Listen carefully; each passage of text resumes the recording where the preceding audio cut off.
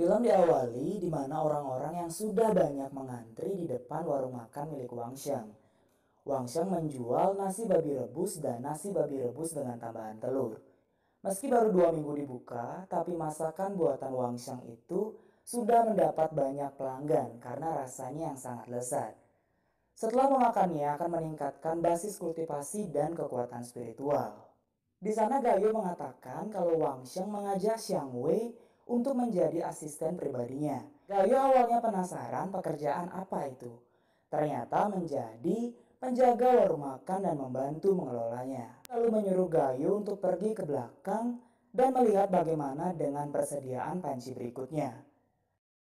Sementara di dapur belakang, Wang Xiang yang sedang menggunakan kekuatan spiritualnya untuk membuat masakannya tersebut. Gayo yang melihatnya sampai ternganga karena tidak hanya pandai bertarung, tapi gurunya itu juga sangat mahir memasak.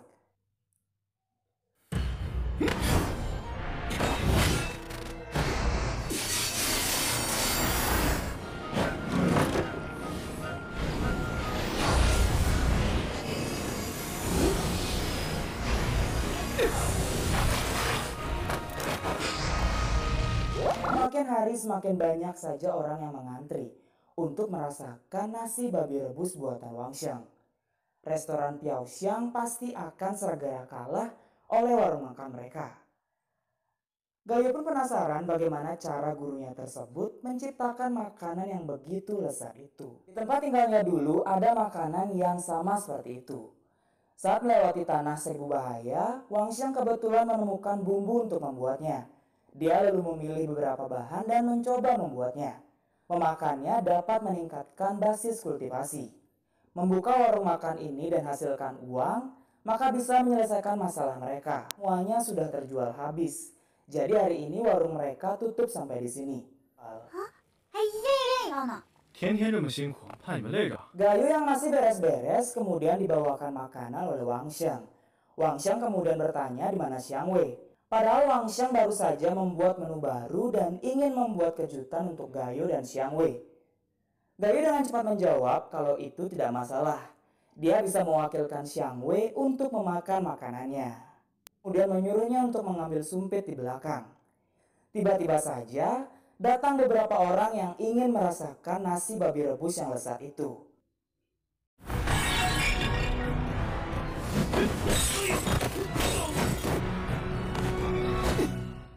Tapi sebenarnya mereka memiliki tujuan lain. Wang Xiang mengatakan kalau tidak boleh membunuh orang di luar kota kalau dia tidak ingin membunuh, tapi hanya ingin menusuk wajah gadis kecil yang ada di depannya sekarang. Seketika Wang Xiang berusaha tenang. Mereka juga melihat kalau Wang Xiang memiliki sebuah cincin penyimpanan. Mereka pun merampasnya. Selama bertahun-tahun di kota Wuyu, mereka masih tidak bisa mempunyai cincin penyimpanan. Tapi Wang Xiang sudah bisa memilikinya. Kembali ke tujuan utama mereka, ketua itu meminta resep rahasia dari menu makanan Wang Xiang, yang katanya bisa meningkatkan kultivasi. Berada di ranah tingkat 2, jadi tidak akan bisa menggunakan cincin tersebut. Tapi percuma memiliki resep rahasia tapi tidak mempunyai bumbunya, di mana stok bumbu di dapur mereka telah habis dan harus memetiknya lagi. Ketua komplotan itu merasa kalau Wang Xiang sedang membodohinya. Namun Wang Xiang kembali bilang justru karena bumbunya habis, dia menutup warung makannya lebih awal. Wang Xiang pun meminta agar Gayo dibiarkan pergi dan dia sendiri yang akan membawa mereka semua untuk memetik bumbu rahasia tersebut. Ketua komplotan itu waspada karena di depan sana mereka sudah akan masuk ke tanah seribu bahaya. Jika takut, mereka lebih baik kembali saja. Salah satu anggota mereka pun sangat ketakutan karena rumor mengatakan ada banyak monster tingkat tinggi di tanah seribu bahaya. Karena tak ada yang perlu ditakutkan. Saat mengetahui tempat bumbunya nanti, komplotan itu berencana untuk mendapatkan uang yang lebih banyak lagi dari bosnya. Mereka semua kemudian melanjutkan perjalanan itu.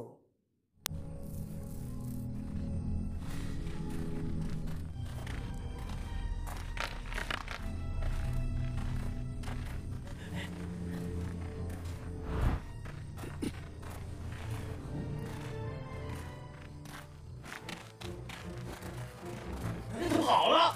人注意！为啥不这样？陷阱！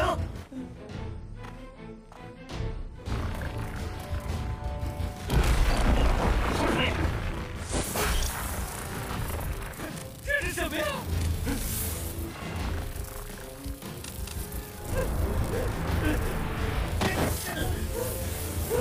别快！三哥，大哥救我！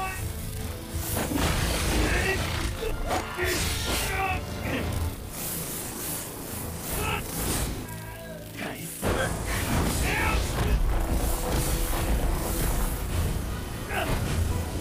老子和你们拼了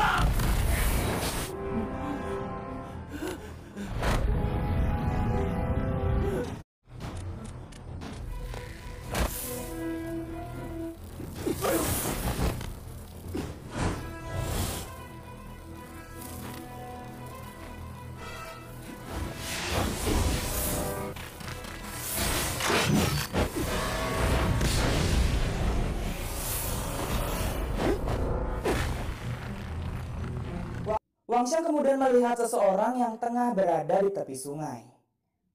Dan itu adalah Ling Su. Wang Xiang lalu membiarkan pergi satu-satunya anggota komplotan tadi yang paling penakut. Wang Xiang tidak membunuhnya. Tapi orang tersebut bilang kalau dia tidak tahu jalan kembali. Dia takut mati di tengah jalan. Wang Xiang pun menolongnya dan menyuruhnya untuk mengikutinya. Ling Su mengatakan hanya untuk makan, Wang Xiang juga bisa berjuang keras. Dia lalu memberikan ikan bakar yang sedang dimasaknya kepada Wang Xiang. Ling Su juga bilang dibandingkan ikan bakar, dia lebih ingin makan daging babi rebus yang sangat terkenal itu. Menu makanan buatan Wang Xiang ternyata sudah sampai juga di telinga Ling Su. Menurut Ling Su, takutnya daging babi rebus buatannya terlalu harum, jadi akan menarik perhatian banyak orang. Selain itu tadi Wang Xiang juga melepaskan satu orang, hanya akan menyebabkan lebih banyak masalah. Berita di kota Wuyu menyebar dengan cepat. Wang Xiang yang berkeliaran di tanah seribu bahaya dan kembali tanpa terluka sedikit pun pasti akan menarik perhatian banyak orang. Wang Xiang pun meminta agar Ling Su memukulinya sehingga dia kembali ke kota dengan babak belur. Ling Su bertanya apakah Wang Xiang benar-benar tidak mengkhawatirkan itu semua. Tidak, karena semuanya sudah dia perhitungkan. Scene berpindah di mana orang yang diselamatkan Wang Xiang tadi telah sampai ke bosnya yang ternyata adalah Xin Erye. Dia sangat marah sudah tidak mendapatkan resep rahasia, ditambah juga kehilangan beberapa orangnya di tanah seribu bahaya. Penasaran dengan Wang Xiang yang bisa keluar masuk di tanah seribu bahaya dengan aman dan tidak terluka. Keesokan harinya Wang Xiang yang sedang berjalan di tengah kota kemudian dihampiri oleh Gayo. Gayo sangat khawatir dengan keadaan gurunya itu. Wang Xiang mengatakan kalau dia baik-baik saja. Wang Xiang lalu menyuruh Gayo agar menemukan tempat untuk bersembunyi dulu. Tak berselang lama muncul seseorang yang mengatakan kalau Wang Xiang sangat baik, mengasihani dan menghargai seorang wanita. Wang Xiang pun ingat kalau mereka adalah orang yang berulang kali dipecahkan atapnya oleh Wang Xiang. Wang Xiang dengan cepat meminta maaf lagi. Adalah Presiden Kamar Dagang Yutang, Lu Winho, dan dia datang ke sana bersama Tang Xiao. Wang Xiang bilang kalau lain kali dia akan menyiapkan hadiah sebagai permintaan maafnya. Wang Xiang lalu pergi dari sana. Memanggilnya karena dia punya sesuatu yang ingin didiskusikan. Berada di dalam aula pembunuh. Xiang Wei menjelaskan kalau ruang rahasia tersebut dibangun kedap suara, dapat menahan serangan master di bawah tingkat 6. Wang Xiang sangat terpukau karena Tuan Lu benar-benar dapat menggunakan ruang rahasia aula pembunuh. Xiang Wei kembali menjelaskan kalau setelah formasinya diaktifkan, maka hanya bisa dibuka dari dalam. Jadi Xiang Wei akan selalu bersama mereka di sana. Tuan Lu kemudian menjelaskan kalau dia mengundang Wang Xiang atau yang dipanggilnya sekarang Dulang untuk membicarakan bisnis dengannya tentang resep babi rebus yang tanpa pikir panjang, Wang Xiang langsung bersedia untuk bekerja sama dengan Tuan Lu.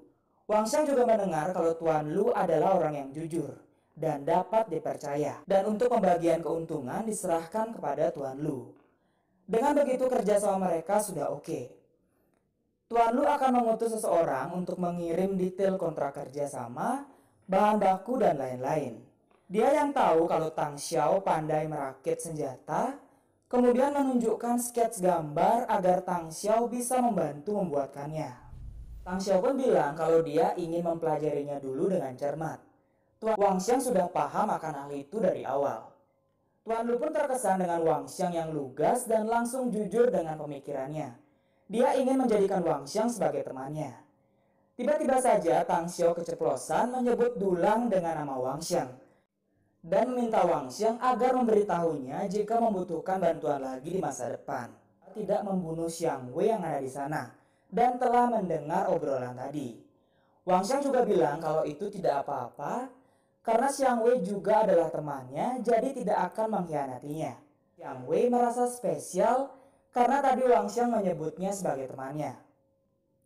Pembicaraan antara Tuan Lu dan Wang Xiang akhirnya selesai karena masih ada sesuatu yang ingin ia bicarakan dengan Xiang Wei.